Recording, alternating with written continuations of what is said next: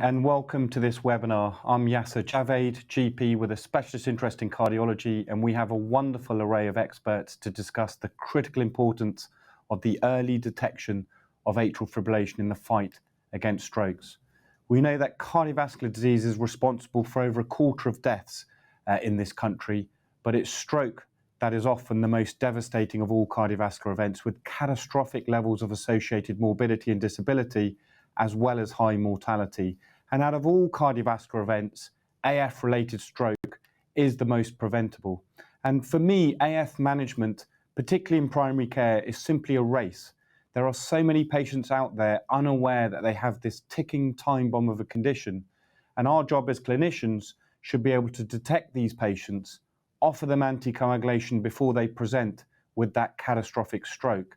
Sadly, though, stroke is winning this race far too often, and clearly timely diagnosis of AF remains the biggest challenge to address the unmet need.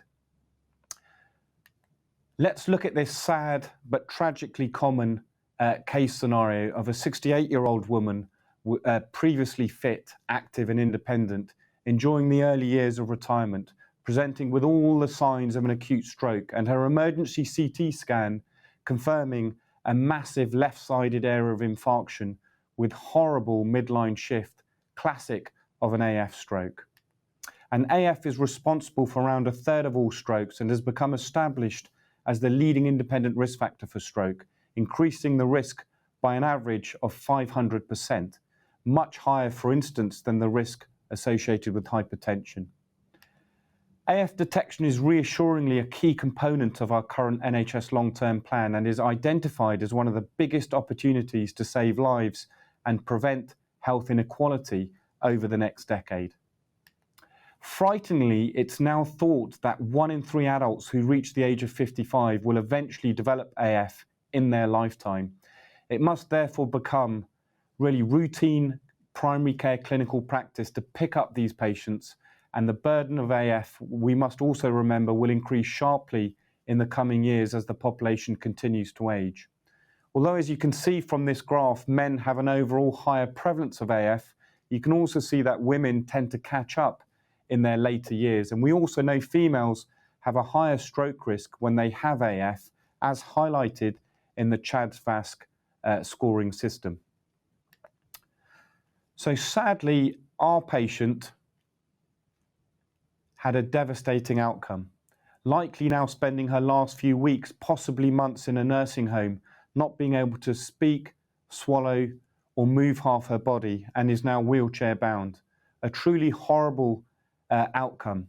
And the tantalizing question I want us all to have in the back of our minds during this webinar is whether this horrible event could or should have been avoided, particularly with the use of some innovative technology that is now available.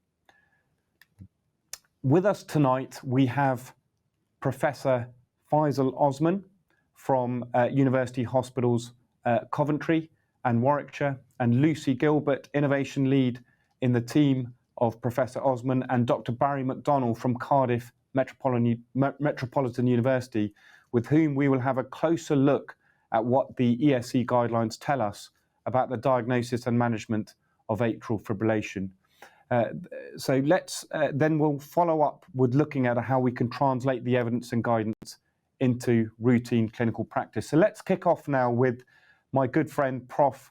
Osman. Can you please explain, Prof, what the ESC guidelines, the current European Society of Cardiology guidelines, state about this important topic? Thank you very much indeed, Yassir. It's a pleasure to be here with you talking about the ESC guidelines for atrial fibrillation. So I'm a cardiologist and electrophysiologist here at UHCW in Coventry, and also working with Warwick University. So the European Society of Cardiology guidelines for atrial fibrillation are a very, very comprehensive and useful set of guidelines. The ESC have really provided guidelines over the last 15, 20 years and have regularly updated them. And the last update was in 2020. And one of the things that's actually very helpful about the ESC guidelines is that they are updated very, very regularly. So it would be interesting, I guess, to find out how many people are aware of these guidelines.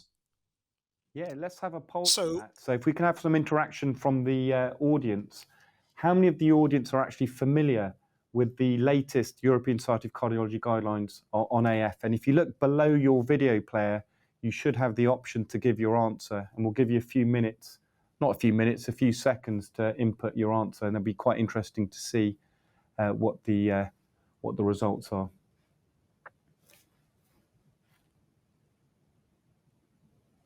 Faisal, while we're getting these results, can you explain to the audience how you perceive the European Society of Cardiology guidelines? I mean, a lot of cardiologists I speak to tend to use them as a sort of reference guide. In your opinion, is that correct use of them? yeah, that's a very good question. I agree. I think they are a very good reference guide. There are other guidelines, of course. Here in the UK, we have the NICE guidance as well that's been updated recently. I think the beauty of the European Society of Cardiology guidelines is that they are updated frequently. They incorporate all the latest data, and it's a pan-European, very often American specialty that that actually makes up the core of the people that write these guidelines. So for me, I would say for me, they are the gold standard. Fantastic. So let's see what the audience have inputted in terms of their familiarity with these guidelines. Can we get the poll responses up on the screen? Do I have to... Nope. Have we got the results? Have we got the results? Yes. So I can't see those. Is that 100%? Yeah, so 100%. It seems like 100% of the audience, Faisal, that's quite reassuring, are actually familiar with these guidelines. Yeah, no, that is very, very reassuring. Absolutely, Fantastic. absolutely. And Pat, and so now that will hopefully make life easier. So I'm just going to run through some of the background around atrial fibrillation. So the audience out there, and will be very familiar with some of this data.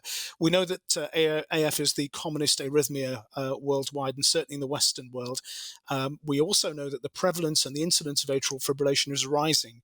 So over the coming several decades, we are going to see more and more atrial fibrillation. As you quite rightly pointed out, AF does increase the older we become. It is more common in males, but females also have a slightly higher risk of stroke from atrial fibrillation.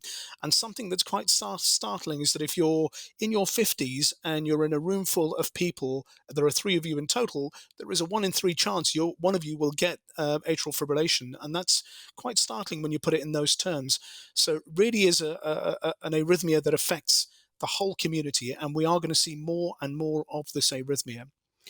In terms of the classification of atrial fibrillation, this really has remained fairly unchanged over the last several years, and we have the classification of paroxysmal, where AF comes and goes by itself, usually lasting no more than 7 days, typically terminating within 48 hours. Persistent is where atrial fibrillation lasts beyond 7 days. Long-standing persistent atrial fibrillation is where AF lasts for more than a year continuously, and permanent is where it's accepted that the patient has atrial fibrillation, and both the persistent atrial fibrillation, and both the patient and the physician have accepted it, and it's there all the time. There is this entity of first diagnosed atrial fibrillation, and patients can, of course, have a first presentation with either paroxysmal, persistent, or permanent. There are certainly certain terminologies that are now not used as much, and the guidelines suggest that we should perhaps avoid them, and they are terms such as lone AF, valvular, non-valvular AF, and chronic AF, because they do generate some confusion. So why is AF important? And again, you very nicely highlighted, Yassir, some of these. We know that patients can present with symptoms, and that impacts significantly the quality of life. Typically palpitation, breathlessness, fatigue, but other symptoms can also occur that can result in hospitalizations. Importantly, a significant number of patients can be completely asymptomatic, so they can be at risk of all the problems of AF and not even realize they've got it. And that case that you highlighted of the lady who had a devastating stroke, again, if somebody has AF not realizing it, that can be potentially life-changing. We know that AF is associated with some very negative outcomes. There is an increased risk of mortality. We know also that there's a higher risk of stroke in these patients. We know that there's a risk of LV, left ventricular systolic dysfunction, and heart failure, increasing recognition of dementia and cognitive decline. There's also depression because of the symptoms and the quality of life that is impacted. Patients having recurrent admissions to hospital and hospitalization, and that's a huge part of it as well. And of course, that has a huge burden on the finances of healthcare providers as well. So all of those things are very, very important, Yassir. Okay, so that's really helpful. You mentioned, Faisal, I can't help asking this question, that there's certain terminology we shouldn't use. In primary care, I often see this terminology of AF resolved, or this read code of AF resolved. Can you truly resolve AF, particularly when it comes to stroke risk? So that's a very good question. I think atrial fibrillation, it's a spectrum of a condition. So very often starts as paroxysmal and then can transition into persistent. And clearly there are things we can do to delay that or slow it down, or to try and prevent it from recurring back. However, as you'll see in the coming few slides, atrial fibrillation, sadly, is a condition that becomes more common the older we become. And as the heart becomes older, develops more fibrosis, becomes a little bit more dilated, atrial fibrillation is likely to come back. And there are several things you can do. There are medications we'll talk about. However, the risk of atrial fibrillation is always there, that it may come back. Always. So I always hesitate to use the word cure atrial fibrillation. I prefer the word treatment rather than cure. Fantastic. And you mentioned that the ESC guidelines update very regularly, far more regularly than perhaps our national guidelines. What's new in the latest iteration of the ESC guidelines in relation to AF management? So you're right. The European Society of Cardiology do update the guidelines much more frequently, and I think that's a very helpful thing to do, because it takes into account up-to-date trial evidence, and actually that can be incorporated into practice. So in the 2020 guidelines, there are a few things that are new and that have been updated. I've tried to highlight here in red. So the ESC recognized that atrial fibrillation now can often be diagnosed by patients themselves, because nowadays people have smartphones, smart watches, smart devices, even blood pressure monitoring devices that can record heart rhythm. And they often have a single channel recording. So in the past, we'd certainly say that atrial fibrillation, you'd need a 12-lead ECG, but recognize now that actually you can diagnose atrial fibrillation from a single rhythm strip, and the guidelines talk about having 30 seconds or more of an irregular rhythm with no regular atrial activity or P wave that is seen, and that can be diagnostic of atrial fibrillation, and that's very, very important. So this slide just shows what sinus rhythm would look like. You have clear atrial activation, a clear P wave before each QRS complex, and the QRS interval, the RR interval, is regular. However, in atrial fibrillation, there are no discernible P waves, and the QRS activation, the RR intervals, are completely irregular, and that is diagnostic of atrial fibrillation. So what else is new in the guidelines? So I think very helpfully, the guidelines now also talk about risk factors for atrial fibrillation. And these slides highlight some of the risk factors that can be associated with atrial fibrillation. We know that there are some things that we can't do anything about: aging, genetics, male gender, and ethnicity. However, there are a lot of things that we can do something about. So patients who have comorbidities such as hypertension or diabetes, people who are overweight or obese, we know that impacting, controlling those things and improving those things can have an impact on the atrial fibrillation. Other things such as obstructive sleep apnea, and there's a lot of recognition now that obstructive sleep apnea is associated with atrial fibrillation and can be.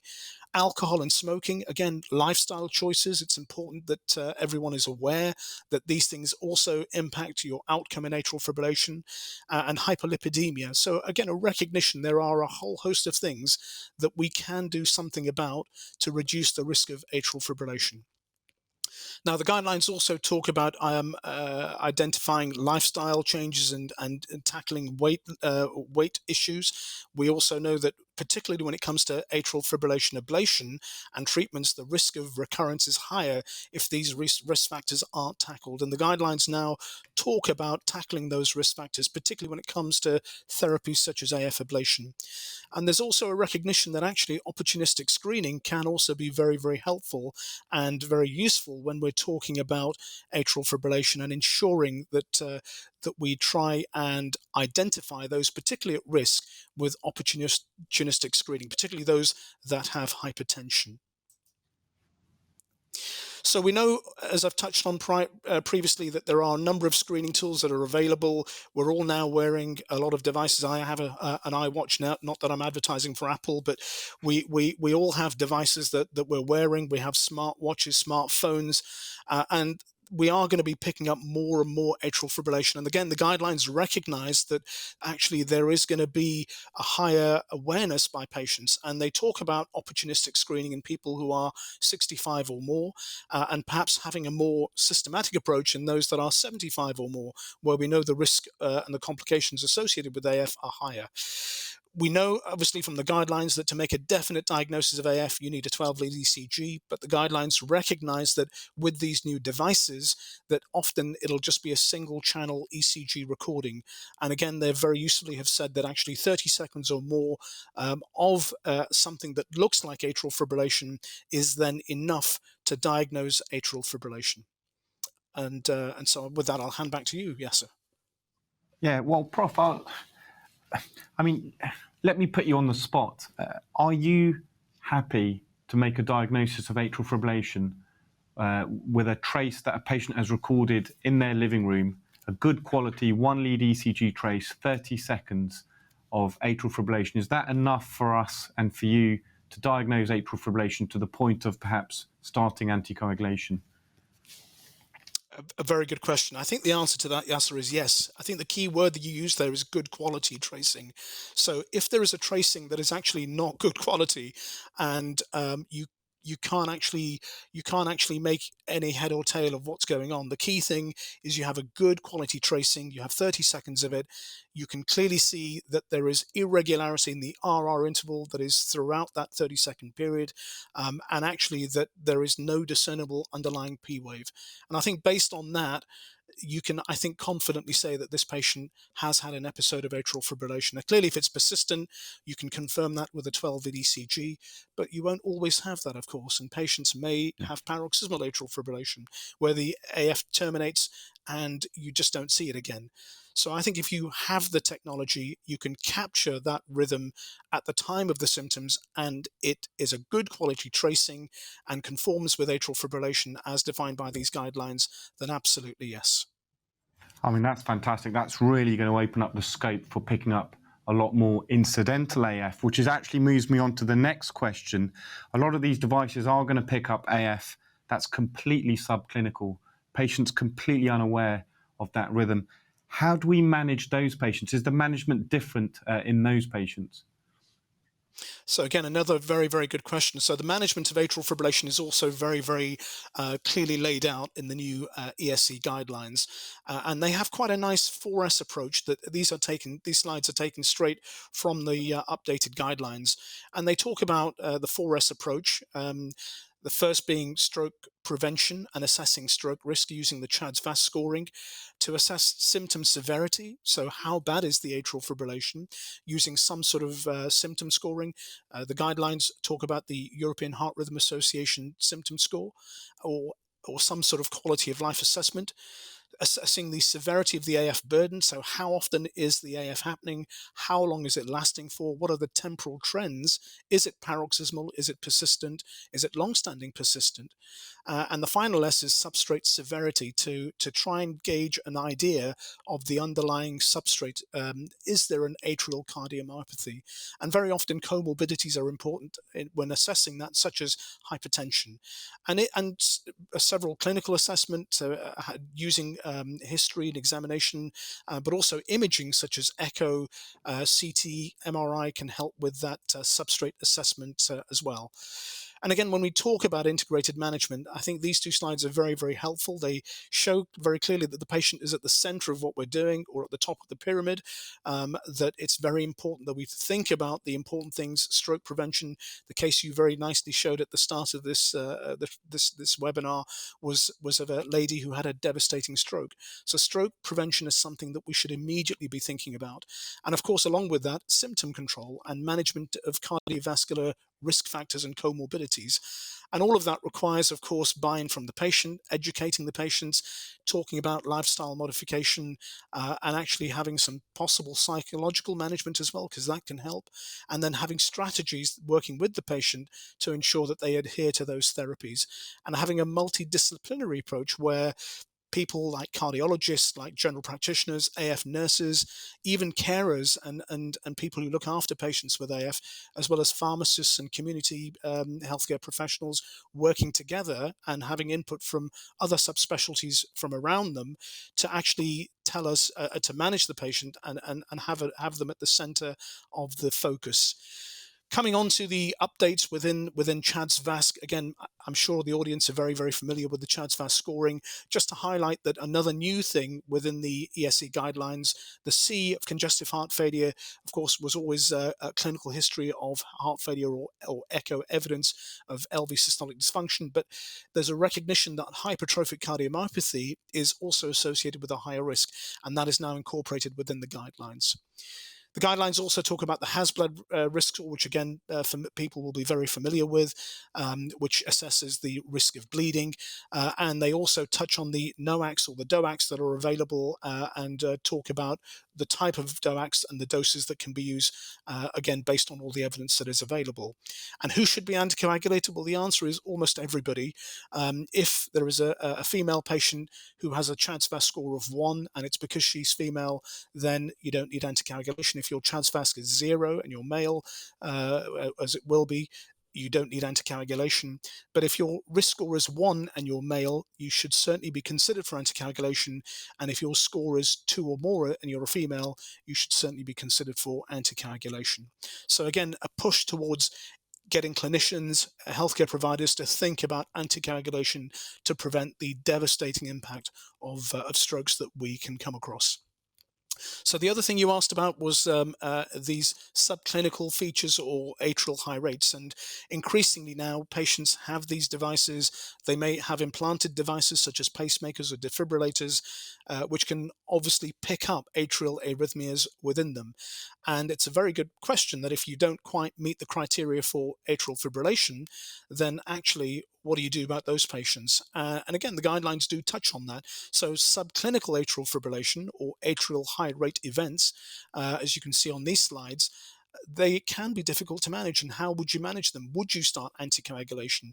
And again, the guidelines have very usefully talked about that scenario and how we would manage those patients as well. And they talk about assessing the CHA2DS2-VASc score, which of course we're all used to doing, and trying to assess whether the patient's at low, moderate, or high risk based on CHA2DS2-VASc, but also then looking at the AF burden or the subclinical AF burden or the atrial high rate burden. So how often is the patient having these episodes of subclinical AF or atrial high rates, and how often are they lasting for? And clearly, if the burden is high and the CHA2DS2-VASc score is high, then there is a higher push towards actually giving oral anticoagulation. I hope that answers the question, Yassir. Yeah, fantastic, Faizel. You mentioned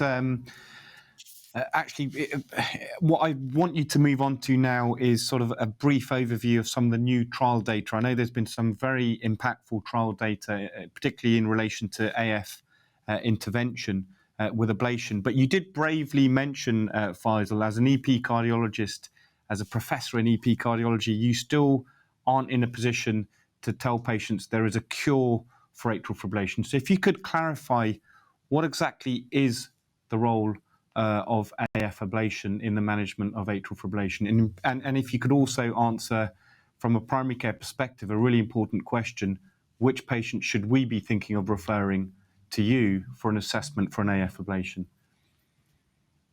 Thanks for that, yes, and a very, very important questions that you asked there. So, in terms of the trial data, there have been several trials that have been published that have sort of come along in the last few years that actually have been very important, and I've listed a few of them just on the slide here.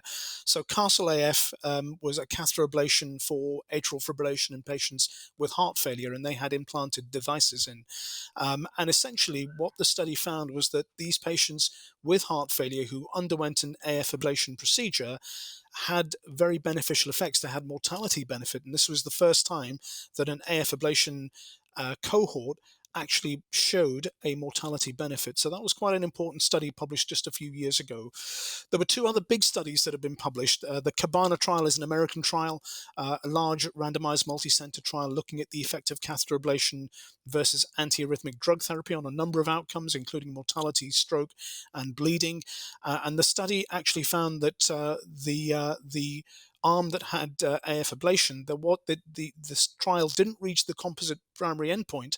However, they recognized that the actual event rate was very, very low in the trial, and there were also some issues of crossover between the two arms within that study. The latest study, really, that's shown here at the bottom, is the EAST trial, which is early rhythm control in patients with atrial fibrillation, which was published just very recently in the New England Journal of Medicine. And this study, again, a large multi-center randomized controlled trial, primarily within Europe, that looked at early intervention, be that with ablation or with drug therapy, of having an aggressive early rhythm control strategy, and found that actually there the patients did do better with that strategy. So again, evidence suggesting that rhythm control actually is important. In terms of what the guidelines say of who should be having an ablation or who should be having drugs, I think these slides can be very, very helpful for us. Again, it's interesting to note that patient choice is actually high up there, no matter what therapy we talk about. So it's important to have that discussion with the patient in front of us, assessing their risk factors. And again, risk factors are highlighted here, as well as their comorbidities, ensuring that they're on the correct therapies, ACE inhibitors, ACE receptor antagonists, and particularly treatments for hypertension or for LV systolic dysfunction. Now, patients who have no or minimal structural heart disease, antiarrhythmics can be tried. And again, we normally start with the class 1 antiarrhythmics, drugs such as flecainide or propafenone. We also have dronedarone, which is a newer class 3 drug that's used in selected patients as well. But catheter ablation is an option, again, after discussion with the patients.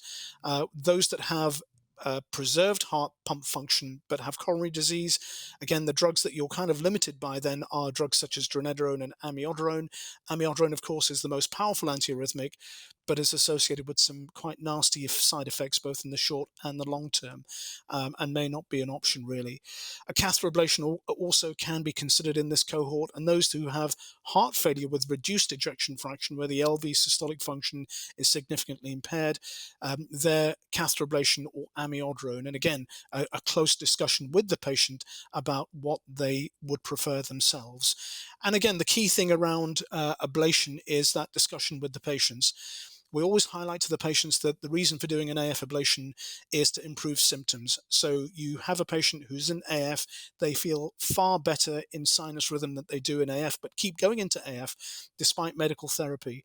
That may be with or without amiodarone. And there, a discussion around ablation can be very important, and particularly also in younger patients who may not want to take nasty drugs such as amiodarone, or who are taking antiarrhythmics such as flecainide, but actually don't want to take flecainide longer term.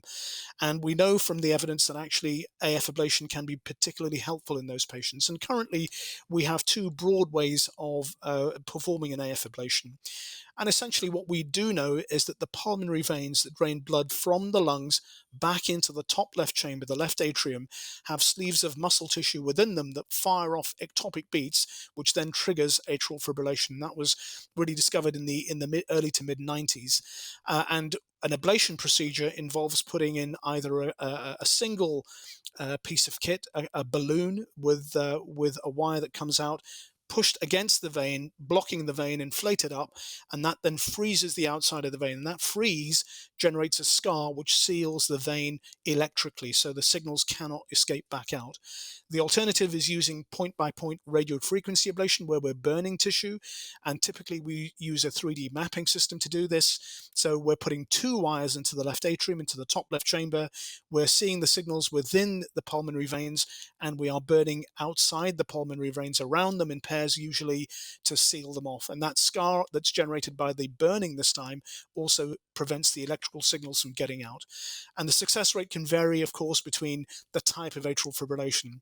Those with paroxysmal atrial fibrillation usually have a higher success rate, in the region of 70 to 80% with one procedure at 1 year, whereas those with more persistent atrial fibrillation tend to have lower success rates, because we know that the AF can potentially come back, and we tend to quote a 50 to 60% success rate at 1 year. And some people do need to come back for more than one procedure. But again, having a very individualized discussion with them and looking at them is very, very important in talking about risks of ablation.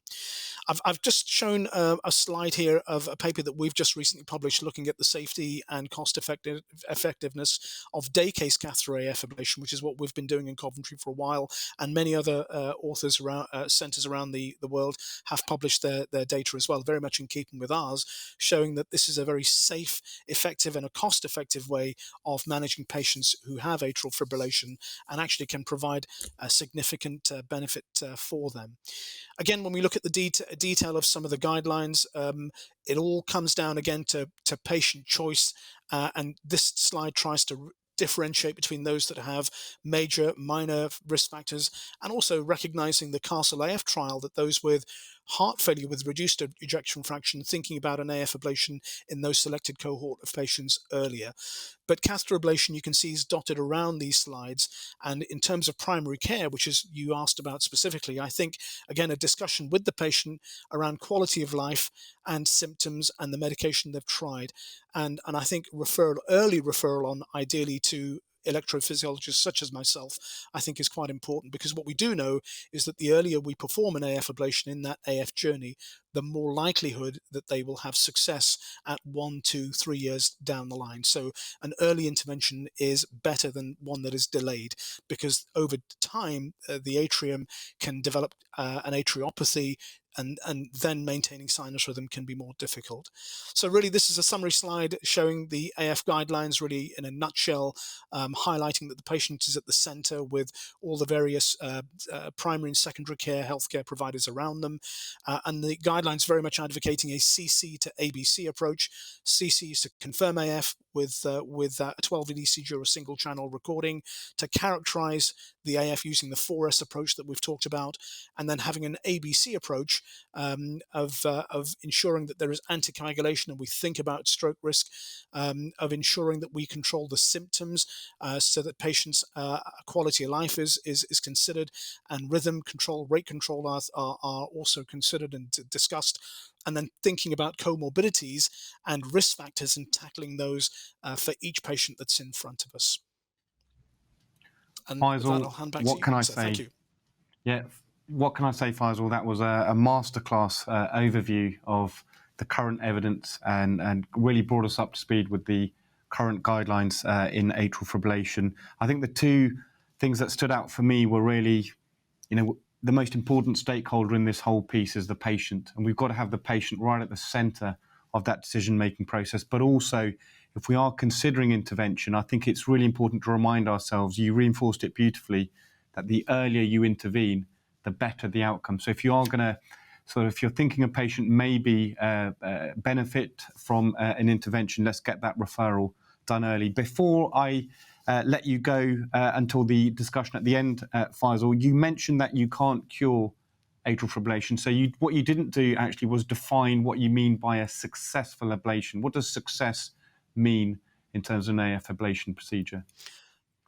So that's a very good question. So when I say I don't use the word cure, a cure implies that you've done the procedure and the AF will never come back again. It's gone for good, and I would say that's not usually the case. And we know that as the heart ages, as I've mentioned, as the atrium dilates, the risk of atrial fibrillation coming back is there over time. Now, hopefully what we're doing by doing an AF ablation is actually minimizing that and actually maintaining normal rhythm for a lot longer.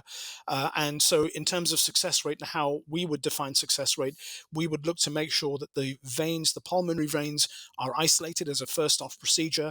And again, in those with paroxysmal atrial fibrillation, where we know the veins are the triggers of the atrial fibrillation, if we've isolated the veins, we know the outcomes are actually very good and the success rates tend to be quite high. We tend to quote here in Coventry a 70 to 80% chance of success at 1 year. And actually, for paroxysmal AF, we know the outcomes are around about that level. However, those with persistent AF, what tends to happen is that the veins, of course, are important, but then the atrium itself can become important in triggering and maintaining atrial fibrillation. And so if you're just isolating the veins themselves, you're not necessarily going to be preventing that AF from coming back if you have recurrent persistent, particularly if you have long-standing recurrent persistent, where other parts of the heart, the atrium, can become important. And we often will then, if they come back for further procedures, we'll make sure the veins are isolated, because they can often reconnect over time, and that just happens within the normal heart. But we will often then do other ablations within the heart, near the roof of the heart or the back of the heart. And there are certain areas that are a little bit more difficult for us to do ablations on because they increase the risk of complications. But really, in terms of success rate, our first off procedure is to isolate the veins to make sure that they are electrically sealed and there is a good pulmonary vein isolation, or PVI, done at the very first procedure. When they come back, to ensure that the veins are isolated, and if any further ablation or burning needs to be done, we then target that. Thank you so much, Faizel, for that very clear explanation. Pleasure. Barry, if just stay on, Faizel, because we're going to have a discussion at the end. But Barry, if we can just bring you in now, if you don't mind, a very warm welcome to you. If you could just give us a very brief overview of your perspective of the guidelines, and in particular, if you can focus on how we can try to prevent those patients having those catastrophic AF-related strokes. What can we do more in this space? Okay, thanks very much, Dr. Javaid. From my perspective, I think the first thing that we can do, and my name is Barry McDonnell, I'm a cardiovascular physiologist here at Cardiff Metropolitan University, but I think the first thing that we can do in our fight against AF-related stroke is to try and increase awareness and early detection, because I think this is the first point of contact by which the individual would be made aware of their condition and then be able to do something about it. The problem is at the moment that there's a lack of individual and population awareness about the condition, and early detection is first and foremost to try and to prevent these strokes. The more we can detect those of us that are, or the people in society that have AF, then the more we can do something about it. It goes without saying, and after a really nice overview from Professor Osman, AF categorically increases our risk of AF-related stroke. That goes without saying. But importantly here, and you can see on my slide, that approximately 20% of those who have AF-related stroke are only diagnosed with this AF at the time of when they present with stroke in the hospital or shortly thereafter. So it's really important, and like the case study you mentioned at the very beginning, we try to get early detection as soon as possible to maybe see if we can protect against that individual progressing to a catastrophic AF-related stroke. I've got some information from the AF Association and the screening survey, and I think it's really important to highlight here that the challenges that we have for diagnosis, and when we look at the AF screening study, we can see clearly that there's nearly 30% in those over 71 years. There's 41% sitting above 61 years of age. But quite staggeringly, we have 30% of those that diagnosed with AF are under the age of 60, which again is quite an important issue for highlighting that there's people out there that maybe not at the high risk in terms of epidemiological data, but are presenting with this high levels of AF under the age of 60. Importantly here as well is that we can see that those that are presenting and in the AF screening have received screening following symptoms. So symptoms have preceded those going on to getting a AF detection by the healthcare professional.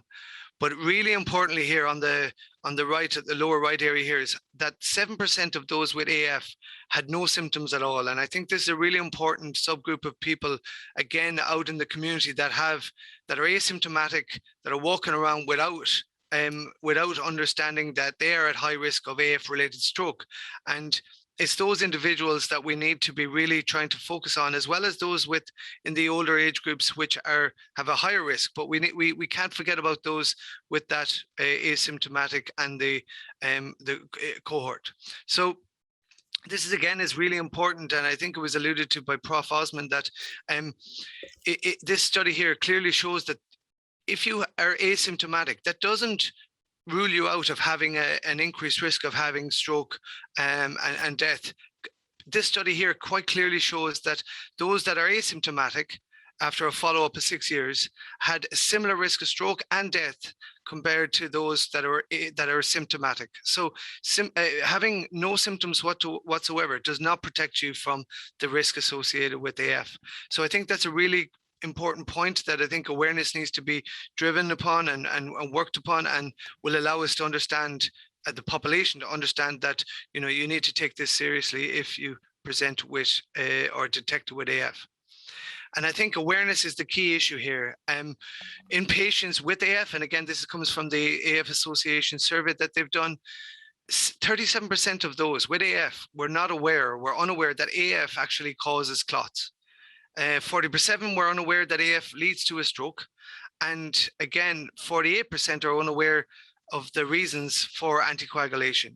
So I think we have a real job to do in terms of awareness and providing knowledge to the population of patients and also the wider community about AF awareness, understanding the risks associated with it. And it was only through that we can really address the risk on a population level. We know that the AF Association have written this white paper document to try and address these issues and try and bring forward some of the key focal points for how they're going to address AF-related stroke. First one being prevention and awareness, where understanding AF is at the forefront, and what you can do potentially to prevent or to reduce your risk of AF-related stroke. Then comes detection. So again, it factors in and it aligns with the Public Health England and the NHS 10-year plan of trying to increase early detection rates in the community and making every contact count. Because if we have people that are going to a healthcare professional for some other reasons, if they're having their blood pressure measured, for example, then why not have AF detection measurement done at the same time to hopefully catch some of those population that may be unaware that they have AF.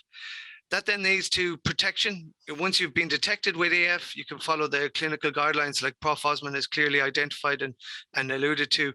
And that leads to then the overall perfection of correction and perfection of the AF for individuals. Now, through correction, we can improve modifiable risk factors, like Prof. Osman said, one of the key ones being improve to reducing levels of obesity, alcohol consumption, smoking. All of these risk factors can be helped and can be modifiable. And that will then lend itself to the perfection, i.e. the maintained engagement with the healthcare provider to manage the condition for the patient. And we have all this in the AF Association white paper document that is there, clearly identifying prevention, detection, protection, correction, and perfection of all those key facets. And I think that initially is the first step that we need to take to try and increase the awareness and increase early detection to try and get a better handle on this AF in the community. And that's back to you, Dr. Javaid. Thank you very much, Barry. Great messaging. Really important call to action. I mean, I think the AF Association have done so much actually in terms of driving awareness and greater sort of prioritization of AF detection and management, particularly in primary care. So I think now's would be a good time for another poll question, if that's all right. I'm not sure if that can be put up on the screen. It'd be really interesting just to gauge the sort of level of understanding in the audience in terms of what causes AF to lead to AF-related stroke. And you should have some options coming up at the bottom of your video player. And I can see the second option. I'll just leave that on for a few seconds, actually, while we're getting people to mull over those answers.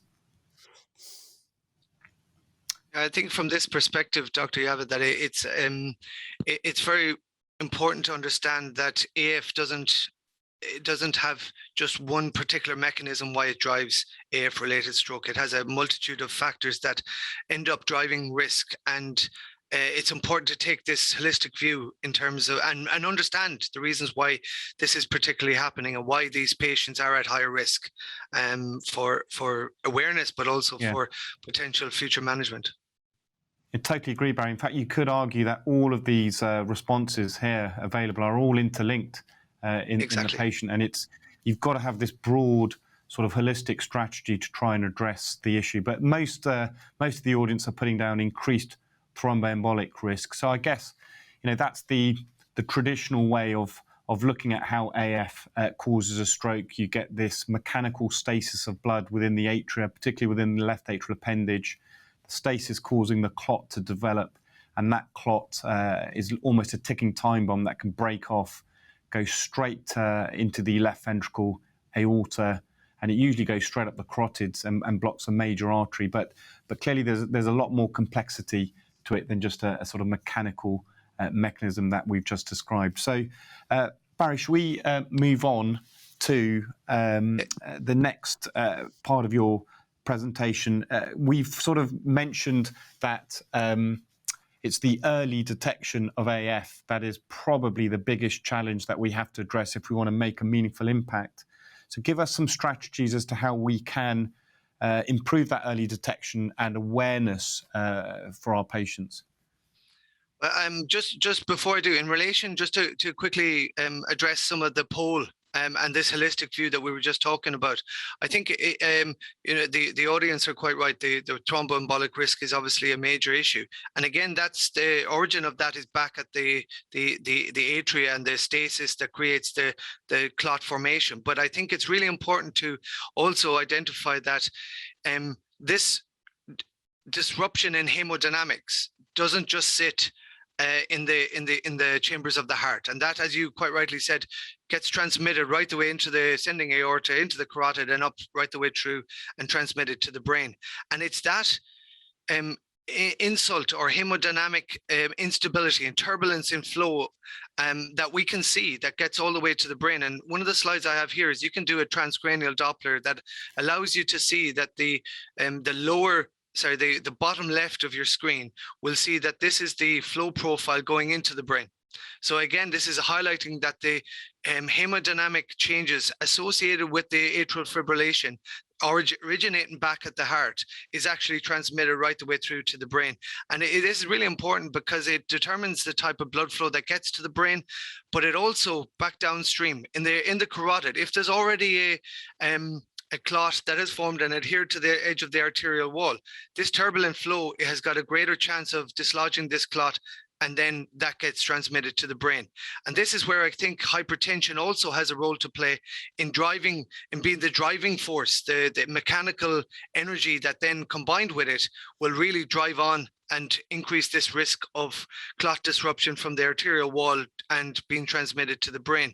But in terms of hypertension itself and AF, in terms of the risk of stroke, we know that there's a lot of similar risk factors that are associated with it. Obesity, we know smoking, sleep apnea, but also endothelial dysfunction. When you have a turbulent hemodynamics that leave the heart and go towards the brain, you also affect the endothelial function of the arteries that this blood clot or blood pressure and flow gets transmitted through. Now, if you combine those risk factors with hypertension, then that exacerbates the risk of having your stroke. But combine it with atrial fibrillation, you have a double and a deadly combination of thromboembolic risk originating from the heart, from the atrial fibrillation, combined with the high pressure, that will then increase your risk of developing and transmitting this highly problematic clot to lodge in the brain and therefore create the risk of the stroke. So I think the combination of hypertension and atrial fibrillation is very important to consider, and I know it's been proposed in many studies where hypertension itself is a precursor for development of new onset AF. So it's important to try and keep that in mind. You mentioned then in your question what can be done on maybe a more community-based global level to try and address this risk and to try and increase awareness. Well, we, as part of the May Measurement Month Blood Pressure Awareness Campaign, have been trying to address the blood pressure inequalities, the understanding of undiagnosed high blood pressure in the community. This year now we're pairing up with AF Screen Global Campaign to try and combine, when we're doing some blood pressure measurements, to do an AF detection at the same time, highlighting previously that the interconnection between hypertension and AF is such a critical measure, and both together increase your risk of stroke. It's a perfect match to try and increase community-based detection. Previous years, what we've been doing, we've been trying, like you've suggested previously, we've been opportunistic screening of our early detection awareness campaigns that we've been doing have to try and reach out into the community to get more awareness, more detection of those walking around with high blood pressure. And as I said, this year now we're going to be moving into and combining this with AF Screen to try and prevent AF related strokes and detection, improved detection of AF in these communities. We've done a lot of promotion of this campaign through the Lancet, European Heart Journal, and we've tried to use these campaigns and using celebrity endorsements to try and increase this awareness even further. As Professor Osman has quite eloquently alluded to, these various different devices that are now on the market that will allow us to improve early detection. And again, it's critical that we're using devices that are being well accepted, they're valid, and they give us accurate readings. And again, with the complete device here at the bottom of our screen, we are going to be using some blood pressure measurements and AF detection at the same time, because the complete device has the AliveCore, the system inbuilt into it, which allows us to be able to measure blood pressure and AF in every participant that comes through. So this is where May Measurement Month and the AF Screen will come together, and using technology we'll be able to get this out into the wider public.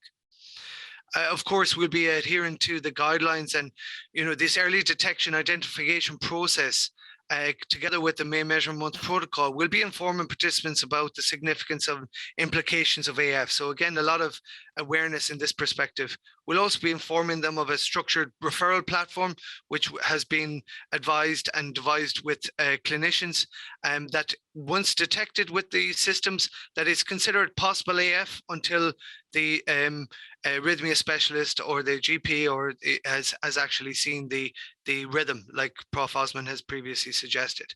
So this is not a diagnosis, but a possible detection of AF for future consultation. And there's a lot of resources that we've provided from AF Association, Arrhythmia Alliance, Knowing Your Pulse, and videos to how to go about doing this and understanding what your pulse means when you can palpate it, in addition to all our blood pressure awareness details and guidelines that we have for May Measurement Month. And at the end here, I guess I've got some resources here that people can click on and use for both the May Measurement Month campaign and the Arrhythmia Alliance AF Screening collaboration that will be undertaken. And back to you, Professor Osman. Thank you very much, Barry. Sorry, that was Dr. fascinating. Javaid. Apologies. Yeah, sorry, that was fascinating stuff and really inspiring, actually. So if you just hold on for a few minutes while we introduce our next guest. So Lucy Gilbert, what a great role you have, innovation lead, working closely with Professor Osman. I guess we're now in an era of a much greater appetite for embracing innovation, not just in terms of technology, but new ways of working. So can you explain to us, Lucy, your experiences, particularly from patient experiences, actually, of using this new innovation from OMRON Complete, and its role in the self-management of atrial fibrillation, because I think this is really exciting study that you've been involved with. Absolutely, thank you. And I agree. I'm fortunate. I love my job as innovation lead, and we work on a whole variety of different innovations. But yes, one of the current projects we're working on is around this evaluation of the OMRON Complete device. So as Barry touched upon, this is a fairly new device to market, which integrates a blood pressure monitor and single lead ECG. And it's used in conjunction with the OMRON Connect app to support data monitoring, tracking and sharing. So I think we've spoken a lot this evening about early detection, early monitoring. We've spoken a lot about single lead ECGs being able to use as initial diagnosis of AF, and this OMRON device allows for that early detection and that home monitoring, and it allows that 30-second measuring of the single lead ECG. So here at University Hospitals Coventry and Warwickshire, we have our innovation hub where we're set up to explore, evaluate and implement innovation. So we were approached by OMRON to work together with Professor Osman to do a usability and feasibility study into this new OMRON device with our patients and the quality of data that this device gathers. So our study has 3 arms. So the first arm of our study is very much around patients which are under the care of Professor Osman's and colleagues' arrhythmia clinic. So we are recruiting 20 patients who take this device home. They have it at home for around about 2 weeks, and we ask them to use it once or twice a day. They then return it and they fill in a questionnaire and take part in some semi-structured interviews with myself and my team. And we're really looking at exploring some information around their previous use of any self-monitoring devices, and the usability factors of portability of the device. How did they find the use of the app going forwards as well. Sorry, I just lost my internet connection for a second there. The second arm of the study is around those our patient and public partners who aren't under the care of a consultant. And I think this is where this study gets quite interesting, because we're looking at this device in terms of self-management for somebody who may have suspected or diagnosed AF, but we're also looking at this device of the app with people who perhaps don't have a cardiac problem or potentially don't know that they have a cardiac problem. And as Barry was saying, there's quite a high proportion of people with undiagnosed subclinical AF as well. So with these, we get people into the innovation hub, and we're recruiting around 20 patients to come into the hub and have a go at downloading the app and have a go with the device to then give our feedback again on very much the usability of this device. Then we're also exploring the clinical view as well. So once we finish recruiting to our study, we will be working with Professor Osman to find how he found the quality of data and what impact patients sharing that data with them could potentially have on their care going forwards. So we're about halfway through this study at the moment, and I've got some preliminary results that I can share with you this evening. So first up on user experience. So as you can see, people found the experience of using the device, connecting the device to the app fairly easy. We did have some patients which found it a little bit more difficult, but these were perhaps those patients which were not quite so used to using digital technology and not quite so used to using digital apps. We also looked at the experience of measuring their ECG and measuring their blood pressure, and probably not unexpectedly, people found it much easier to measure their, well, not much easier, but slightly easier to measure their blood pressure than they did their ECG. So I think everybody is very used to having blood pressure monitors. It's very commonplace to have blood pressure monitors at home, but it's this ECG, the single lead ECG, and the Alive Core technology, which is really new in this device, and people did find it easy to use. But I think some people, looking at the next slide, it was very unique for them to be interpreting this ECG. So whilst a lot of our participants really like being able to see their ECG and they get the live view of the ECG for the 30 seconds, it's interesting to see people are not quite sure how to interpret that. And I guess that links back to what Barry was saying around knowing your pulse and raising that awareness of AF. But I think most importantly, the participants that we've recruited to date very much see the benefit of having a device which does this combined measurement of both single lead ECG and blood pressure. And the patients under the care of our cardiologists really see the value of having both of those measurements in terms of monitoring their condition at home themselves. So we've got a little bit of a poll to pop up then. So alongside this very much quantitative data that we collected, we've done some in-depth interviews with our participants to understand and drill down further into their experiences and the benefits they found. So I think we've got a little poll just to ask the audience what you think the benefit would be to your patients of having this device that they have at home with them to self-monitor. So guys, if you can just look below your video player again for the options, and just in the interest of time, if you can just give your responses as quickly as possible. We're going to overrun very slightly on this webinar, but it's been such a rich discussion. Yes. So we've got a little bit of divide in there in responses. Yeah. I think it's interesting as well, and what we found in our data is that again, this differences between our clinical population and perhaps the non-clinical population, and whether you are using the device to monitor a condition or potential early detection of a condition. Lucy, give an overview of the poll results and then some discussion on that. Fantastic. So I think the majority of people there, it's around that reassurance and this device providing the reassurance to the patient population. And that's exactly what we found in our study to date as well. So if we move back over to the slides, you can see that our user feedback is falling into three categories. So the first theme that we're picking up in our feedback is that patients really like the convenience of the device. So they really like the ability to do that single lead ECG from the comfort of their home, and they're finding the device very easy to do to allow them to do that. The second theme is around patient empowerment, and I think patient empowerment is always a really key thing in healthcare, but patients are really liking the ability of the device to allow them to screen, and they like the ability to share results with their clinician as well. And we've already had some participants within our study that have taken that opportunity to get their heart tracings and to share those with Professor Osman, again, to get some additional reassurance from their doctor. Participants also like the device to allow them to manage their conditions. So they like that visual real-time output. And almost all of our participants have said that they would recommend the product to other patients to monitor the condition. And you can see on the right-hand side there just a few key quotes from some of our participants, which are very much focused around giving you peace of mind, given some assurance when their heart rhythm and their heart rate was normal, and liking the ability to save, download and share the data. So drilling down a little bit further into self-management then. So I think this is really key when we're thinking in the NHS very much around remote monitoring, around keeping people out of hospital.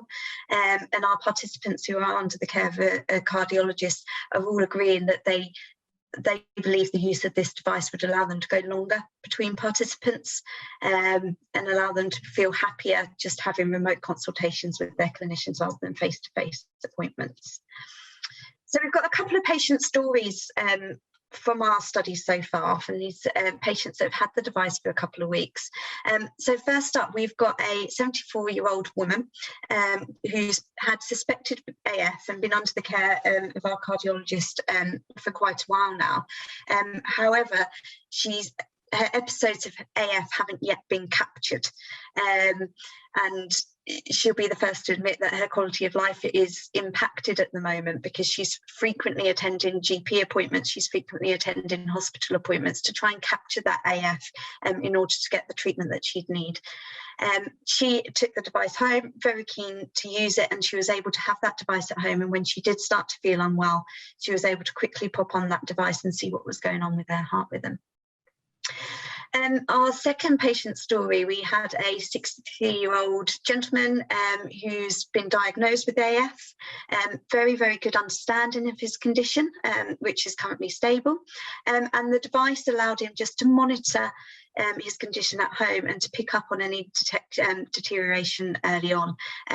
And he was very much, again, reassured by having this data. He was well educated about his condition, but the device just gave him that extra level of reassurance that he wasn't in an AF, he was still stable, and there was no need for him to get in touch with his consultant. So we've currently done one focus group with some of our patient and public partners recruited from our PPI groups across the hospital. And as I said, these are members of the public which aren't under the care of a consultant, and it's interesting to see the comparison between the two. So these are kind of the target population that could potentially be using the OMRON device because they've perhaps heard about AF and they just want to make sure that everything's okay, and they're that part of that 7% walking around with asymptomatic AF. Again, the themes that we're getting back from the device are very, very similar. They find it very convenient device, and they like the design and the portability of it. But as I say, these results are hot off the press, and there'll be more to come. But yes, I think this links in well with the discussions we've been having this evening around that earlier detection and around. Well, thank you very much, Lucy. You're sort of slightly breaking up, but I think you've come to the end of your presentation. What an exciting innovation. What an era we're living in where we have these sort of technologies available for us. I think it's worth noting that the Alive Core, the single lead ECG component that is actually integrated in this device, has actually now been NICE approved. I believe it's the first single lead ECG technology that has actually got a NICE approval for the detection of atrial fibrillation. Look, guys, in the interest of time, I want just 3 or 4 rapid-fire questions. There's a lot of questions from the audience. If I can ask Osman, Professor Osman first. In primary care, we're often, some of us are reliant on the ECG interpretation of the machine interpretation. How far are we from being able to totally rely on that, particularly with artificial intelligence and machine learning technology? Or do we still need a clinician to confirm the trace is atrial fibrillation?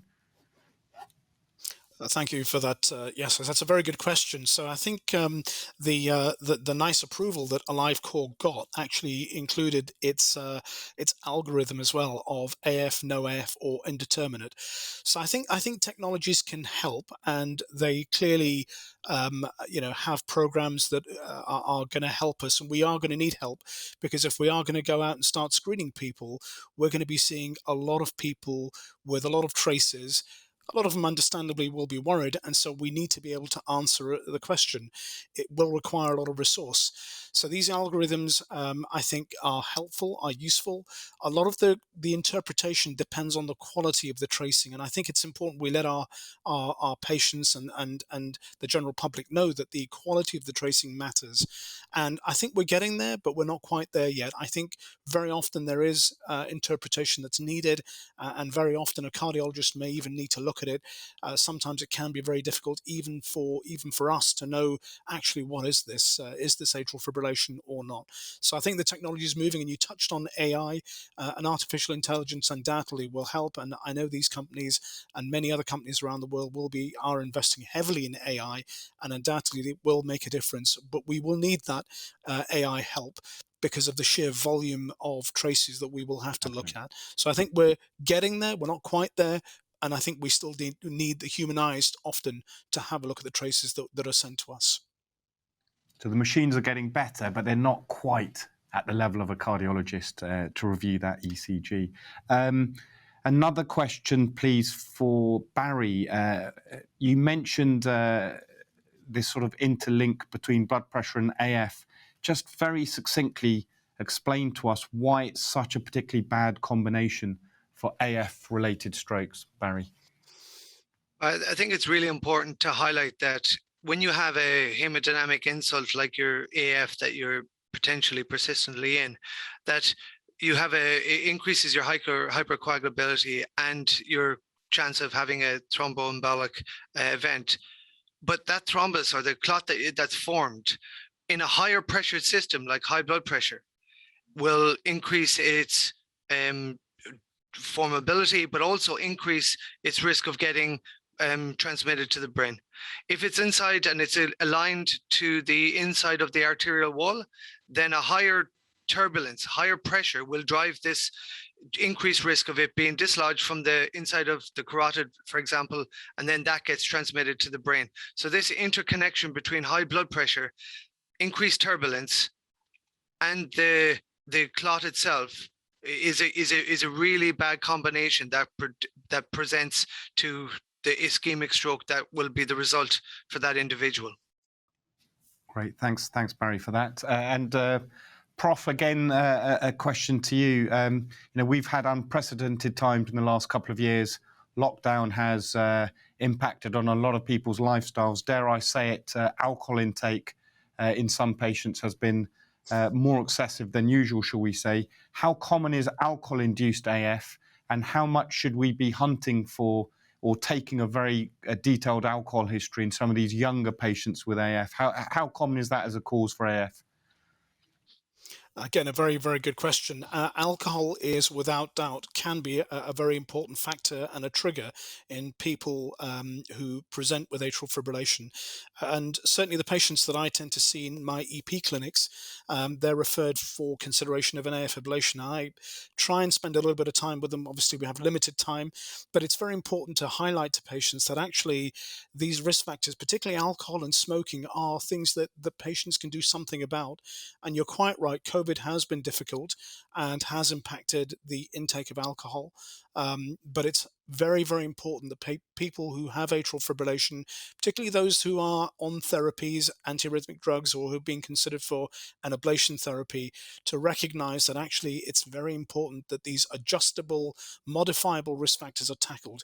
And we here in Coventry are currently planning on doing a study looking at patient education and risk factor modification prior to AF ablation and after AF ablation, and hopefully we'll get some idea from that. But there is evidence, quite strong evidence now, that alcohol intake, in terms of controlling it, reducing it, is important in terms of outcomes of atrial fibrillation, particularly with regard to AF ablation, for example. Well, that's a really good point. And similarly, I guess weight loss is also a really important determinant of successful ablation outcomes. Right, very last question. We often get mixed messaging about intense physical exercise and its impact on atrial fibrillation. Just very quickly, any member of the panel can chip in here. Good or bad for AF? Because we know that extreme exercise can often induce sort of paroxysmal AF, but in general, what's your take on patients who are wanting to do intense physical exercise with atrial fibrillation? So again, another very good question. If I just answer, and I'll hand over to my panel members.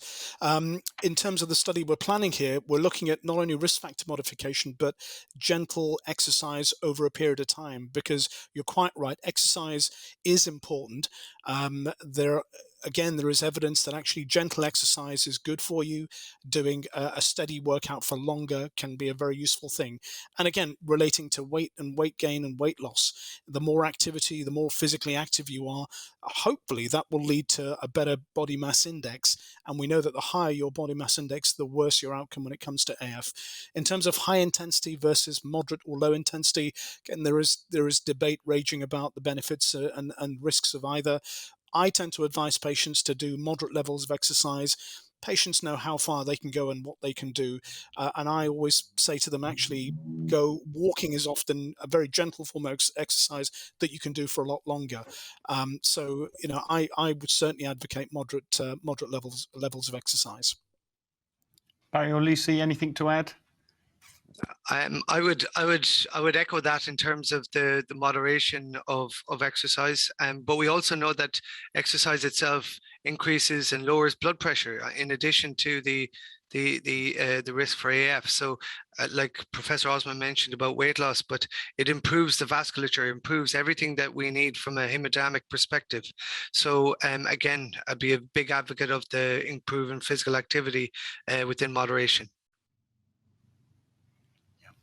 I mean, really, it's really the extreme endurance athletes. Really, they're the ones that, Prof, you do see from time to time developing atrial fibrillation from that extreme endurance. But they're likely to be CHA2DS2-VASc 0 and be at low stroke risk.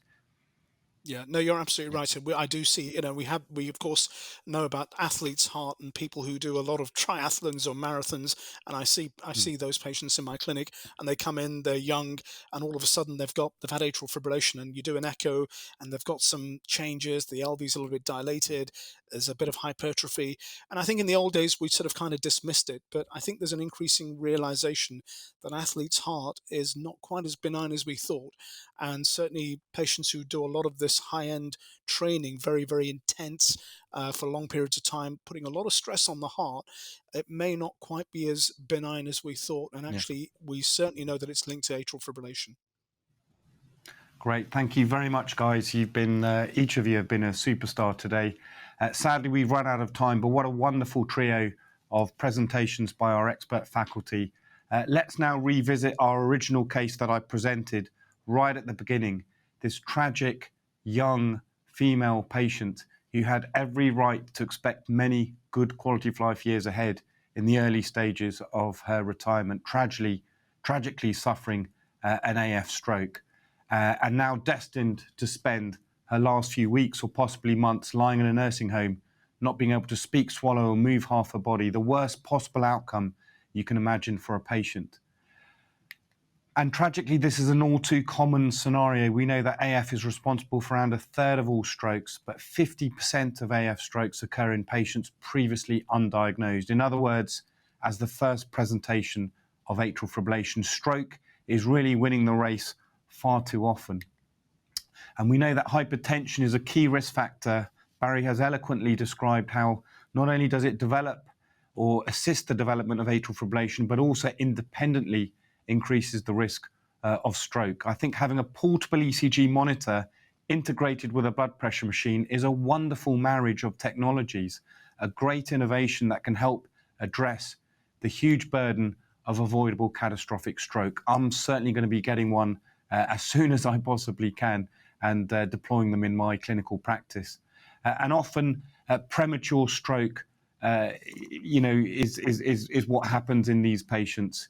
It's the premature nature of the stroke that is equally devastating, and it comes at huge costs, not just to the NHS, but of course social care and massive human costs. So I think by embracing this type of innovation, by being proactive, using technology like OMRON Complete and deploying its use appropriately, we have a wonderful opportunity to add a huge number of years to life, as well as a massive amount of life to those years by detecting more AF opportunistically as really part of routine clinical practice.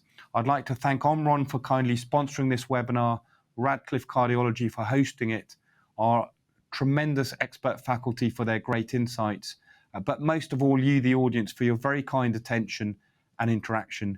Goodbye and have a lovely evening.